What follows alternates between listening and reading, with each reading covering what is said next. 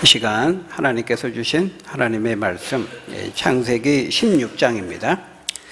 창세기 16장 우리 1절부터 마지막 16절까지 한 절씩 교독하겠습니다. 제가 16장 1절을 읽습니다. 구약성경 19쪽 창세기 16장 1절입니다. 아브라함의 아내 사레는 출산하지 못하였고 그에게 한 여종이 있으니 애굽 사람이요 이름은 하갈이라.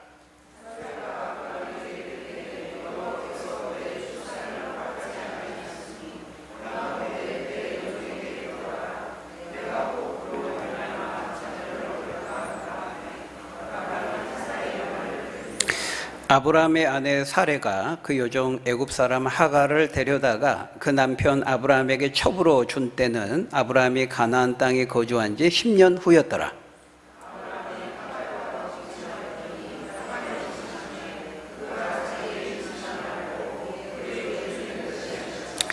사레가 아브라함에게 이르되 내가 받는 모욕은 당신이 받아야 옳도다. 내가 나의 여종을 당신의 품에 두었거늘 그가 자기의 임신함을 알고 나를 멸시하니 당신과 나 사이에 여호와께서 판단하시기를 원하노라.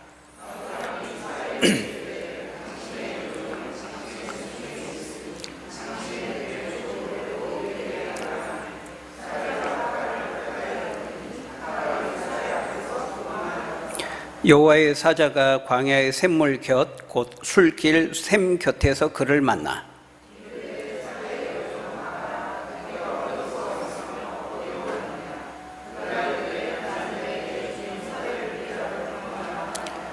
여호와의 사자가 그에게 이르되 내 여주인에게로 돌아가서 그 수하에 복종하라.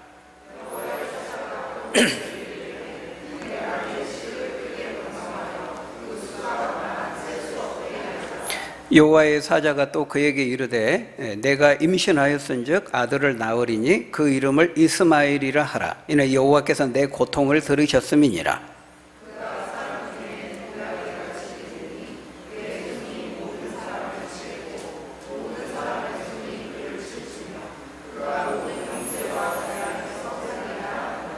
하갈이 자기에게 이르신 여호와의 이름을 나를 살피시는 하나님이라 하였으니 이는 내가 어떻게 여기서 나를 살피시는 하나님을 배웠는고 함이라.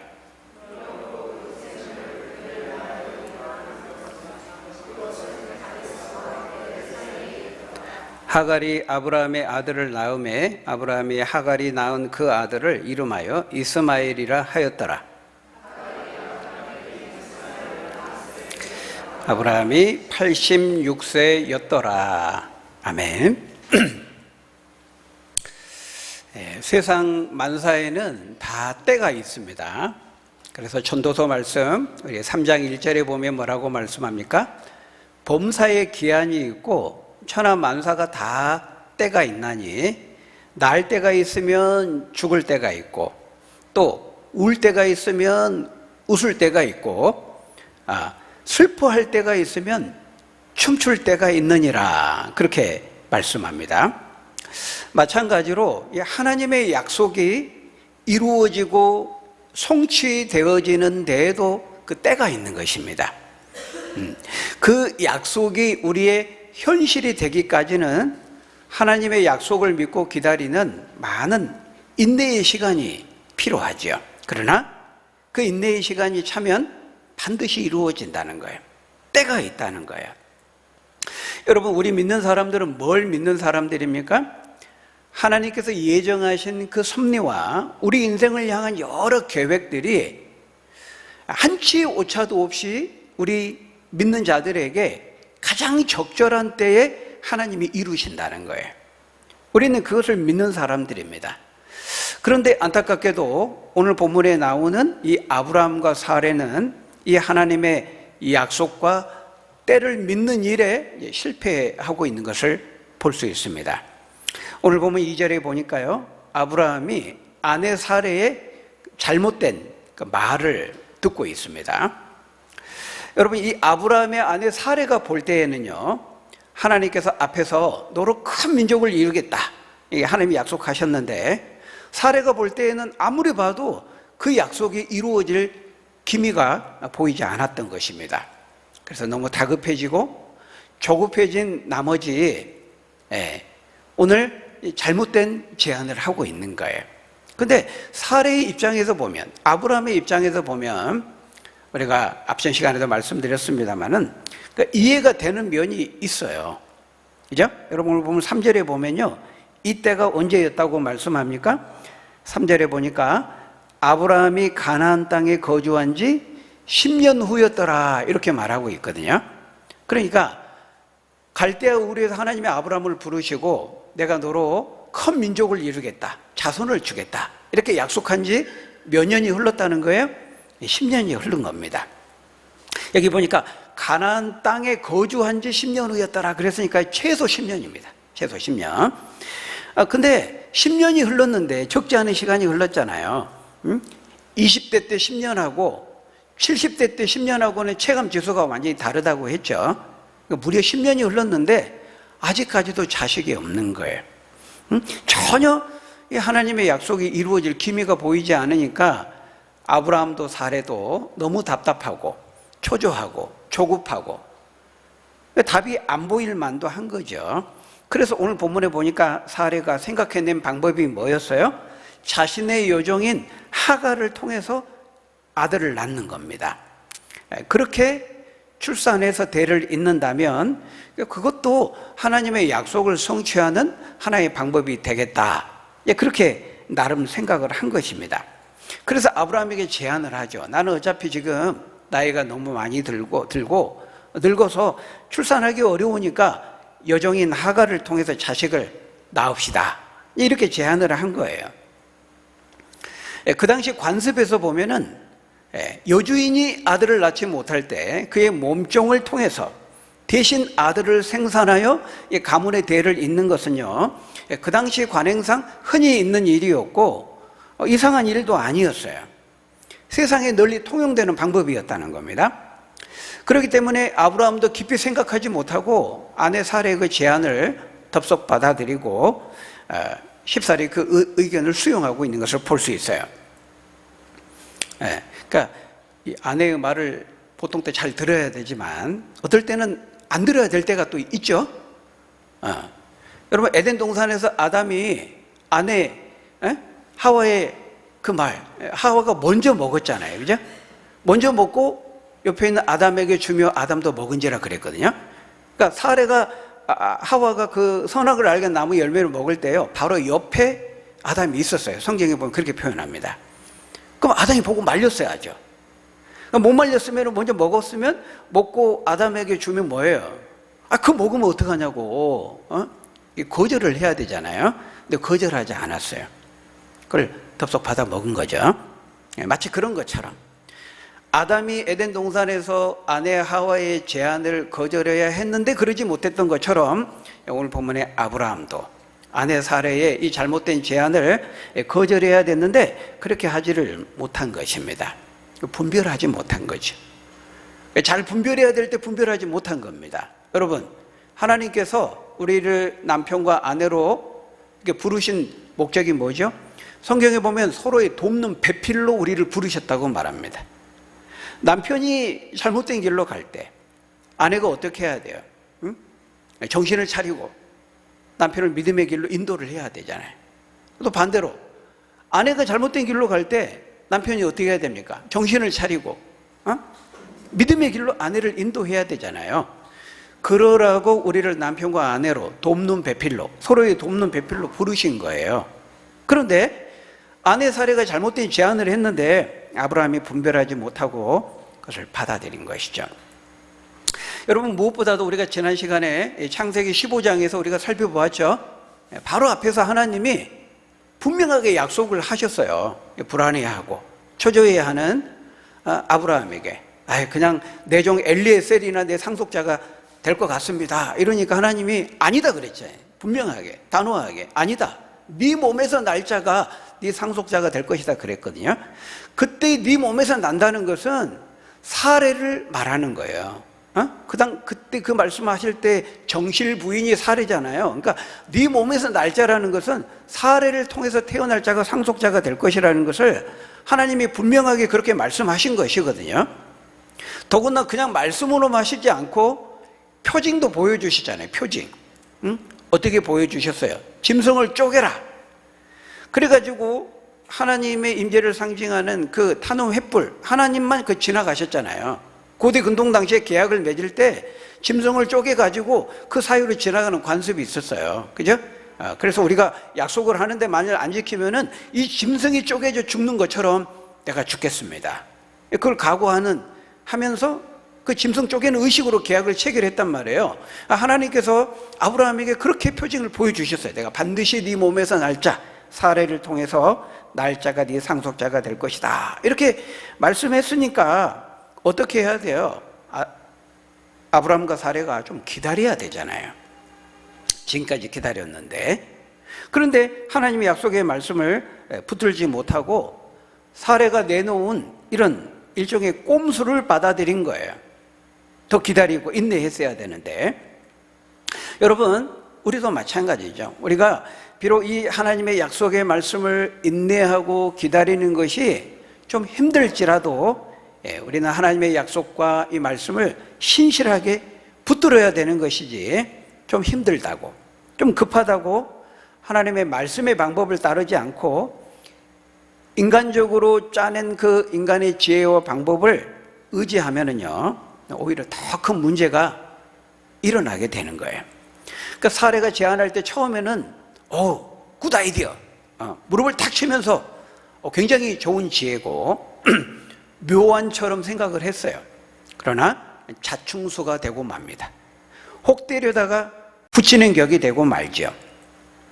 더 큰 문제가 생기는 것입니다. 여러분, 아브라함과 아내가 사례가 짜낸 그 인간적인 지혜, 인간적인 방법의 결과가 무엇이었습니까? 가정의 분란, 갈등, 혼란이 찾아오고 맙니다. 여러분, 4절에 보면 그 제안을 받아들인 다음에 이제 하갈이 임신하게 되죠. 그러니까 하갈이 교만에 빠집니다. 그래서 여주인 사례를 멸시하게 돼요. 사례를 멸시했습니다.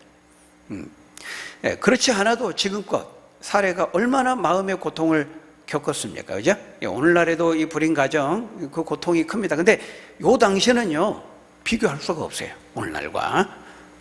사례가 얼마나 많은 사람들 눈치를 보고, 많은 그 안 좋은 시선과 인식 가운데 지금까지도 견디며 버티며 살아왔는데, 이제는 종까지도 거기에 가세해서 사례를 멸시하니까 그 모욕감, 그 비참함이 얼마나 컸겠습니까?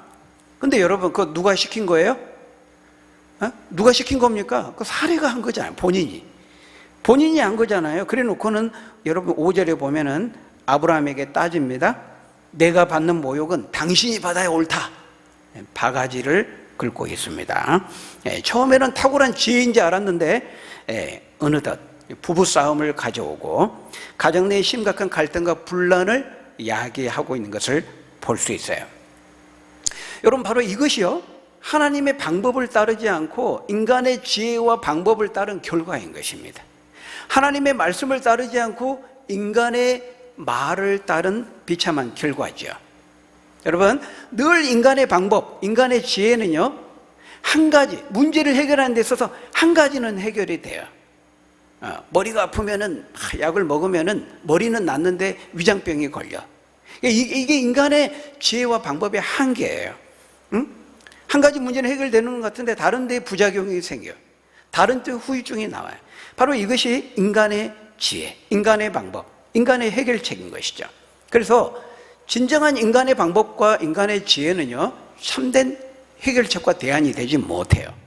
그래서 성경은 인간 스스로의 힘으로는 절대로 구원의 문제를 해결할 수 없고 인간 자체의 능력으로는 하나님 나라를 세울 수 없다고 말하는 이유가 바로 거기에 있는 거예요.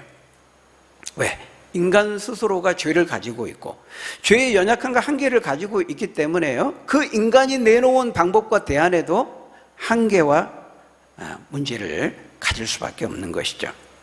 그렇기 때문에 여러분, 우리는 어려워도요, 하나님의 말씀을 따라야 됩니다.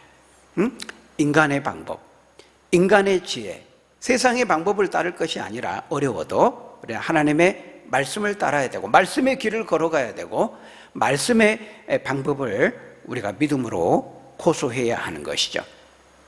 주의 약속은 어떤 이들이 생각하는 것처럼 더딘 것이 아니요 그랬죠. 베드로서에서. 여러분, 하나님의 때가 있다는 거예요. 약속이 성취되는데 때가 있어요. 하나님의 때와 날이 있는 거예요. 하나님이 정하신 때가 있는 거죠. 우린 기다려야 돼요. 그 때를 보고 그 날을 믿고 소망 가운데 어떤 어려움이 있어도 하나님이 하셨으니까, 말씀하셨으니까 반드시 이루신다. 다만 그분이 정하신 날과 때에 이루신다. 우리는 이 믿음을 가지고 끝까지 소망 가운데 기다리고 약속의 성취를 볼 수 있는 저와 여러분 되시기를 주의 이름으로 축원합니다. 그래서요, 아브라함이 어떻게 합니까? 사례가 막 불평하잖아요. 그러니까 사례의 원통함을 듣고 아브라함이 6절에 보니까 사례에게 말합니다. 당신의 요정은 당신의 수중에 있으니까 당신 눈에 좋을 대로 행하라. 그러니까 이제는 사례가 하갈을 학대합니다. 그래서 하갈이 도망해서 광야로 피신하게 되죠. 굉장히 극적인 드라마처럼 보입니다. 그죠? 우리 그 대하 사극 드라마 보면 어때요? 그 비천한 신분의 여인이 이렇게 양반집이나 막 궁궐에 이렇게 뭐 후궁으로, 첩으로 막 이렇게 들어가 가지고 그 이제 아들을 낳죠. 막 이제 목에 힘주고 세도를 부리다가 다시 또 상황이 역전되어 가지고 결국에는 이제 뭐 사약을 먹거나 이제 비참한 지경으로 떨어지는, 보셨죠? 마치 이제 그런 것처럼, 그런 극적인 드라마처럼 이제는 다시 이제 하갈이 학대를 받고 도망가는 그런 이제 모습을 볼 수가 있어요. 사실 앞에서 이 사례의 모습을 우리가 쭉 봤는데요, 성정이 모질지 않습니다. 싸납지 않습니다. 그럼에도 불구하고 사라가 하갈을 이렇게 학대했다는 것은 하갈이 얼만큼 교만하게 못되게 굴었는지를 이제 반증해 주는 것이죠. 그래서 여러분, 우리가 여기서도요, 이 하나님의 말씀의 방법, 하나님이 정하신 창조의 이 질서, 이 말씀의 방법을 따르는 것이 얼마나 중요한가 하는 것을 우리에게 보여주는 거예요. 여러분, 항상 인간의 모든 문제는 뭐죠? 하나님의 말씀을 따르지 않을 때, 하나님의 말씀을 거스리고 대적할 때, 하나님의 말씀의 방법과 그 길을 따르지 않을 때 모든 문제가 생기고요, 인생의 고통과 불행이 바로 거기서부터 시작되는 거예요. 하나님이 정하신 창조 질서가 뭐였죠? 앞에서 우리 창세기 2장에서, 창세기 2장 24절에 뭐라 그랬습니까? 한 남자가 부모를 떠나 아내와 합하여 둘이 한 몸을 이룰지로다 그랬잖아요. 둘이 한 몸을 이룰지라 그랬어요. 그것이 결혼이고 가정이고 부부죠. 그러니까 하나님이 이 세상과 인간을 창조하신 다음에 정하신 질서는 한 남자와 한 여자가 결혼하여 부부가 되고 한 몸을 이루고 가정을 이루는 거죠. 그런데 인간이 불순종하고 타락해서요, 어떻게 합니까? 이 땅에 죄가 들어오니까요, 하나님 말씀 안 듣습니다. 하나님이 정하신 창조 질서를 거부하고 무시하면서 자기 소견에 옳은 대로 행해요. 자기 눈에 보기 좋은 대로 여러 여자를 취하고 첩과 소시를 드리고, 그래서 그 불행이 시작되는 거죠. 일부 다처제 또는 반대로 일처다부제, 동성애, 이런 많은 이제 죄악들을 행하게 되는 것입니다.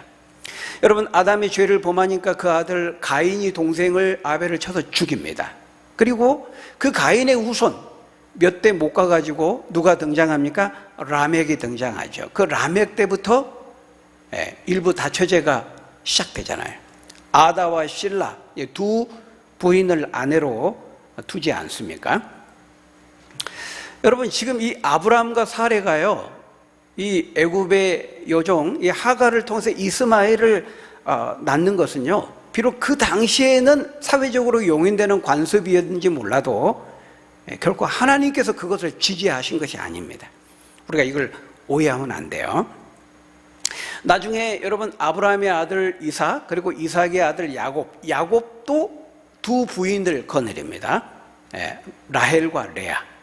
그리고 두 부인에게 딸려있는 몸종 비라와 실바를 통해서 아들들을 낳죠. 이 네 여인을 통해서 12아들을 낳는 것입니다. 여러분, 그때도 사회적 통념으로, 그리고 야곱이 그런 자신의 그 욕심으로 인해서 그 네 부인을 취하고 아들들을 낳지만은요, 하나님께서 그 어디에서도 그것을 하라고 하셨거나 그것을 지지하신 적이 없어요. 우리가 이 오해하면 안 돼요.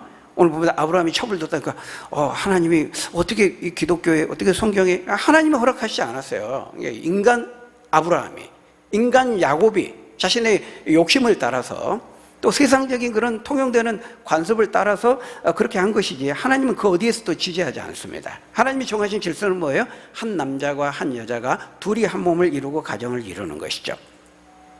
그래서요, 이 야곱의 가정도 하나님 말씀 거스르고 이 일부 다처제로 가니까, 사회적인 그런 관습을 따라서 가니까 어때요? 늘 다툽니다. 라헬과 레아가 서로 시기 질투하고 싸우잖아요.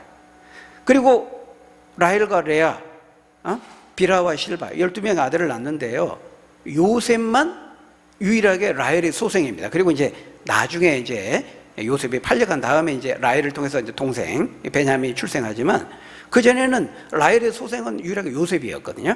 그러니까 형들과 요셉이 그 이복 그 형제들 간에 늘 다투고 싸우는 겁니다.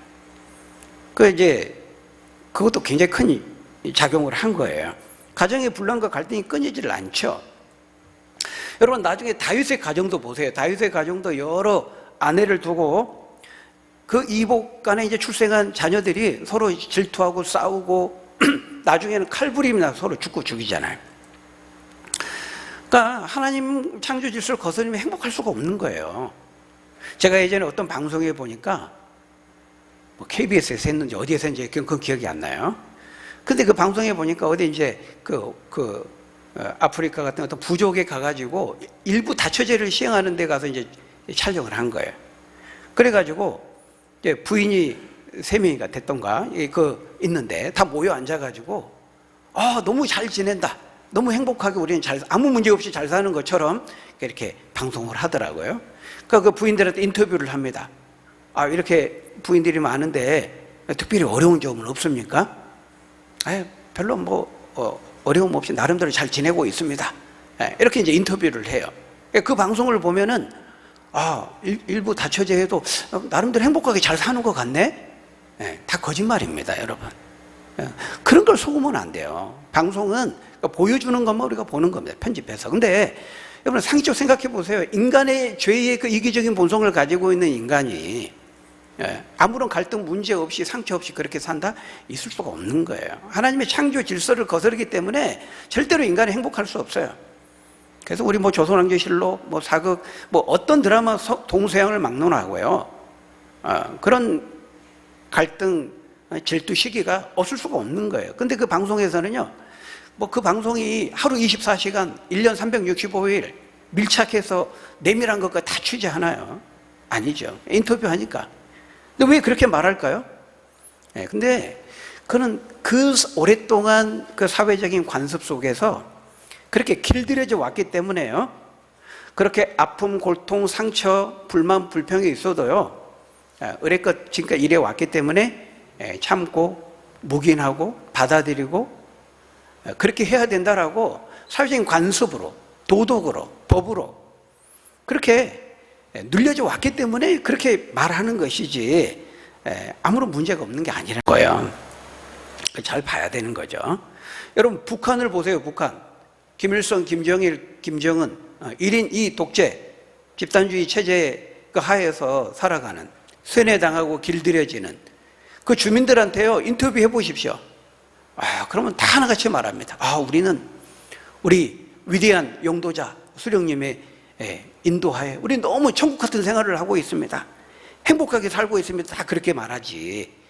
그렇게 말하지 않으면 안 되는 사회적인 분위기, 관습, 도덕, 법으로 억누르고 있기 때문에 여러분 인터뷰해 보십시오. 방송 딱 보면 북한은 너무 살기 좋은 곳인가 봐. 그렇게 이해하면 안 된다는 거예요. 여러분, 하나님이 정하신 질서가 뭐예요? 한 남자와 한 여자가 결혼하여 한 몸이 되고 가정을 이루는 것입니다. 그게 하나님의 말씀이고 하나님의 방법이에요. 인간은 이 하나님의 말씀과 방법의 그 원리를 거스르고 대적하면서 절대로 행복하게 살 수 없습니다.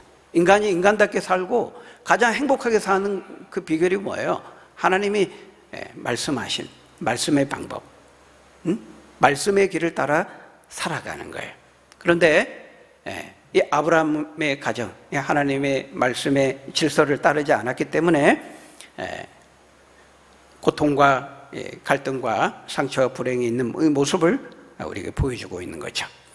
일부 일처제라고 하는 이 하나님의 말씀을 어기고 일부 다처제라고 하는 세상의 관습과 세상의 방법을 따를 때 어떤 폐단과 부작용, 후유증이 나타나는지를 이 아브라함의 가정을 통해서 우리에게 보여주고 있는 것입니다.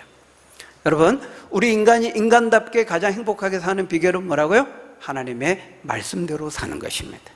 하나님의 말씀이 우리에게 안내해 주신 그 길잡이, 가이드라인, 그 말씀의 길을 따라서 하나님의 말씀을 등불로 삼아 살아갈 때 우리 인생도 가정도 또 사회도 나라도 가장 행복하게 살 수 있는 거예요. 지은이시잖아요. 저자잖아요. 원저자의 그 가이드를 따라야 되는 것이죠. 여러분, 신명기 10장 13절에 뭐라고 말씀합니까? 내가 오늘 너의 행복을 위해서 내가 명령과 규례를 너에게 준 것이 아니냐. 그러니까 하나님의 말씀대로 살고 명령대로 지키며 하지 마라 그러면 하지 않고 하라 그러면 하면서 사는 것이, 그렇게 살 때 우리가 가장 행복한 삶을 살 수 있다고 말하고 있는 거예요. 여러분, 하나님께서 우리에게 준 이 생명의 말씀 주신 거 우리가 감사하고 우리 인생을 가장 행복하게 만들고 복되게 만드는 하나님의 약속의 말씀을 따라가는 저와 여러분 되시기를 주의 이름으로 축원합니다. 그래서 마침내 이제 하갈이 어떻게 해요? 6절과 7절에 보면은 사라의 학대를 피해서 광야로 도망하는데요. 도망하는 이 장면을 보고 우리 시청자들은 이제 환호의 박수를 칠 거예요. 잘 됐다. 꼬숩다. 내 그럴 줄 알았다. 자업자득이다. 그런데 이제 여인으로서의 그 하갈의 삶도 참 기구하고 비참하다고 할 수가 있죠. 그런데 그때 그 쓸쓸한 그 고통 가운데 누가 찾아오십니까? 7절에 보면은 여호와의 사자가 찾아옵니다. 하나님께서 천사와 같은 모습으로 오신 거죠. 그리고 하갈에게 따스한 모습으로 위로하시면서 하갈의 문제를 해결할 대책을 말씀해 줍니다. 9절에 뭐라고 말합니까? 네 여주인에게로 돌아가서 그 수하에 복종하라. 하갈아, 애굽으로 도망가는 것이 피하는 것이 능사가 아니다. 문제를 회피한다고 해결되는 것이 아니다.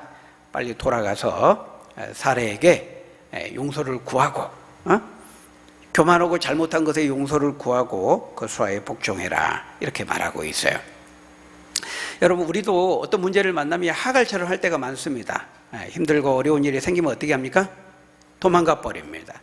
회피해 버립니다. 모든 연락을 끊고 관계를 끊고 두문불출합니다. 잠소를 타버리는 거죠. 그러지 말라는 거예요. 도망한다고 회피한다고 문제가 해결되는 거 아니라는 거예요. 그럴수록 어떻게 해야 돼? 절대로 하나님과의 연락을 끊으면 안 돼요. 만일 여러분이 누군가 사람에게 잘못했으면은 그 사람에게 찾아가서 잘못을 인정하고 용서를 구하시기 바랍니다. 만일 여러분이 하나님께 잘못했으면은 그 잘못을 인정하고 하나님 앞에 나아가 회개하고 하나님께 나아가는 여러분 되시기를 바라요. 그것이 해결책이에요. 그것이 대안이죠. 회피한다고 도망간다고 문제가 해결되는 거 아니다라는 것이죠. 그래서 하나님은 하갈에게 10절 이하에 보면은 미래에 대한 약속도 말씀합니다. 내가 너의 씨를 크게 번성하게 하겠다. 네가 임신해서 이제 아들을 낳으면 이스마엘이라 하라. 이는 여호와께서 네 고통을 들으셨음이라. 그렇게 말하죠. 네 고통을 들으셨다. 여러분, 우리 하나님은 어떤 분이에요?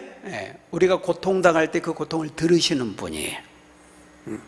아까 우리 집사님 기도한 것처럼 우리의 신음소리까지도 놓치지 않고 들으시는 하나님이세요. 여기 보니까 하갈이 아무도 없는 광야에서 홀로 있을 때, 거기서 고통하고 괴로움을 토하고 있을 때 그 하나님께서 그 고통 소리를, 그 신음소리를 들으셨다. 이렇게 말하고 있어요. 어떤 점에서 하갈의 자업자득이죠. 하갈이 교만하고 잘못한 대가를 치르는 것인데, 한낱 여종에 불과한 이 하갈이 광야에 홀로 있을 때 하나님은 그 하갈에게 찾아가셔서 그 기도를 들으시고 찾아가시고 위로해 주시는 그런 모습을 볼 수가 있죠. 여러분, 우리가 믿는 하나님은 바로 이런 하나님이에요. 긍휼이 풍성하신 하나님. 우리가 고통 중에 있을 때 그 고통의 신음소리를 들으시는 하나님. 그래서 하갈이 13절에 보니까 뭐라고 고백합니까? 하나님을 향해서 뭐라고 고백해요? 나의 하나님은 나를 살피시는 하나님이십니다. 13절에 그렇게 고백하죠. 내가 나를 살피시는 하나님을 배웠고 만났습니다. 이렇게 고백하고 있어요. 하갈이 하나님의 이름을 뭐라고 부르고 있다고요? 나를 살피시는 하나님. 여러분, 하나님은 어떤 하나님이에요? 우리의 기도를 들으시고 우리의 고통의 신음소리를 들으실 뿐만 아니라 우리를 살피시고 보살피시는 하나님이시라고 말씀하고 있어요. 아무도 없는 쓸쓸히 있는 그 광야의 한복판에 있는 요정에 불과한 하갈에게 찾아가셔서 그를 보살피시고 살피시고 위로와 소망을 주시는 바로 그 하나님이시죠. 이 교만 가운데 종에 불과했던 하갈에게도 이렇게 하셨다면은 예수 그리스도를 믿는 하나님의 자녀인 저와 여러분들에게는 어떻게 하시겠습니까? 여러분, 우리 하나님은 하갈의 기도를 들으신 하나님은 저와 여러분의 기도도 들으세요. 하갈의 신음소리를 들으시는 하나님은 저와 여러분의 고통의 신음소리도 들으세요. 내가 혼자 있는 것 같지만 혼자가 아니에요. 하나님 다 들으시고 보시고 아시고 우리를 살피시고 감찰하시는 하나님이라고 말씀하고 있습니다. 여러분, 바라기는 어떤 상황 가운데에서도 이 하나님께서 나와 함께 하신다는 거, 내 고통의 소리를 들으시고 내 기도 소리를 들으시고 나를 보살피신다는 거 여러분 꼭 기억하고, 다만 하나님께서 하시는 그 약속에 이루어지는 그 때가 있다는 거, 날이 있다는 거 여러분 기억하시고 조금만 더 인내하시고 기다리시고 절대로 믿음이 약해지지 아니하고 끝까지 소망 가운데 우리를 보살피신 그 하나님 바라보고 믿음으로 이기고 승리하는 저희 여러분들이 다 되시기를 예수님의 이름으로 간절히 축원합니다. 기도하겠습니다. 아버지 하나님 감사합니다. 약속 가운데 반드시 그 말씀을 이루시되 날과 때를 정하셔서 행하시는 아버지 하나님, 우리의 고통의 소리를 들으시고 우리의 신음소리도 놓치지 않고 들으시고 또 우리의 기도에 응답하시고 우리를 보살피시고 살피시고 함께 하시는 그 긍휼이 풍성하신 하나님, 이 하나님 우리가 온전히 믿고 의지하고 어떤 순간에도 흔들림 없이 믿음으로 나아가며 그 성취를 경험하고 간증할 수 있는 우리 믿음의 사람들 다 될 수 있도록 축복해 주옵소서. 예수님 이름으로 기도하옵나이다. 아멘.